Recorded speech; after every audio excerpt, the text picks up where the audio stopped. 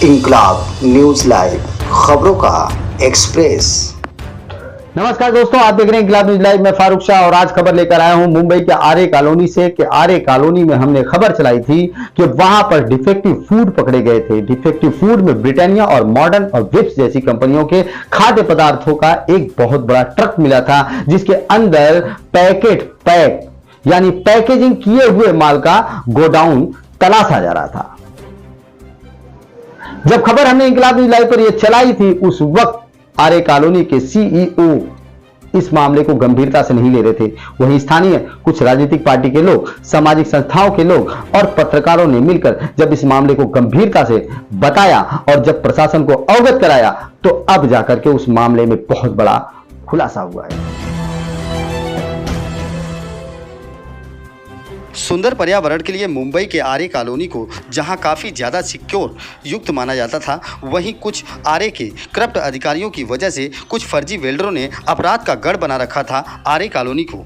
पिछले कई वर्षों से कुछ सामाजिक संस्था, पत्रकार व समाज सेवक बार बार प्रशासन को अवगत कराते आ रहे थे कि कॉलोनी का गलत इस्तेमाल हो रहा है और कई कुरख धंधों को यहां से अंजाम दिया जा रहा है।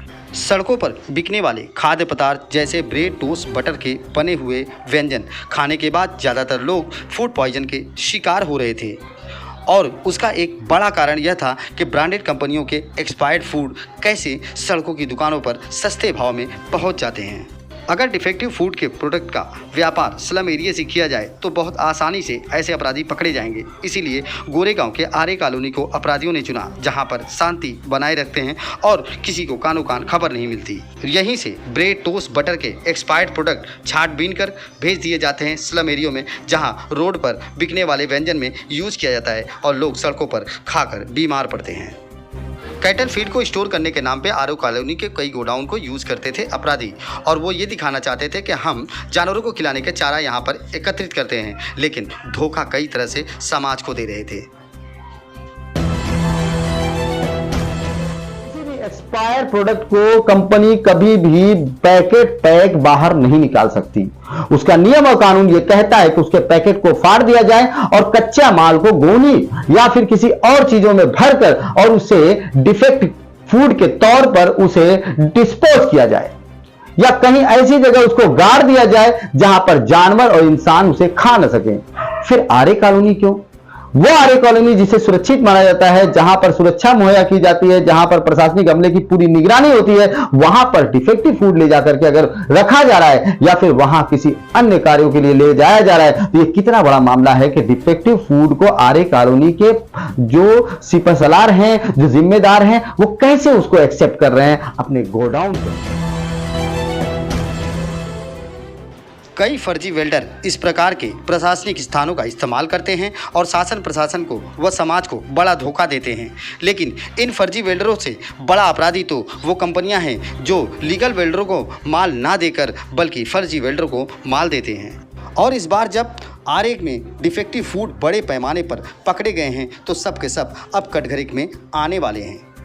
कोर्ट ने आर्य डिपार्टमेंट को नोटिस दे दिया है और तगड़ी फटकार लगाई है। वहीं आर्य में नए आए हुए सीईओ भी अपनी जिम्मेदारी निभाते दिख रहे हैं, इसीलिए तो अपराधियों में अब खौफ व्याप्त है। सूत्रों से जानकारी प्राप्त हो रही है कि फर्जी वेल्डर जितने भी आर्य में थे अब इधर उधर अपनी रुख बदलने पे मजबूर हो गए हैं और हालात उनके बद से बदतर होते जा रहे हैं। खबरों में जानकारी ये भी प्राप्त हो रही है कि आर्य डिपार्टमेंट से जितने भी जुड़े हुए व्यापारी थे अब आसपास के क्षेत्रों में तितर बितर हो गए हैं।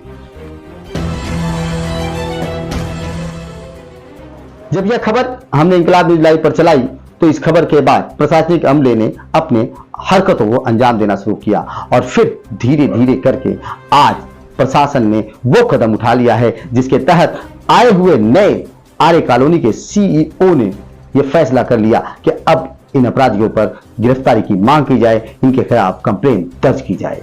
और अब समय आ गया कि जब कंप्लेन दर्ज होने का मामला प्रकाश में आ गया है। आपको एक बात और बता दें, अपराधी सिर्फ वो नहीं है कि जिसने ये अपराध को अंजाम दिया और इस तरह के डिफेक्टिव फूड आर्य कॉलोनी तक पहुंचाया, वहां के गोडाउन में स्टॉक बनाया और वहां से जानवर और इंसानों को बेचने के लिए तैयारी की।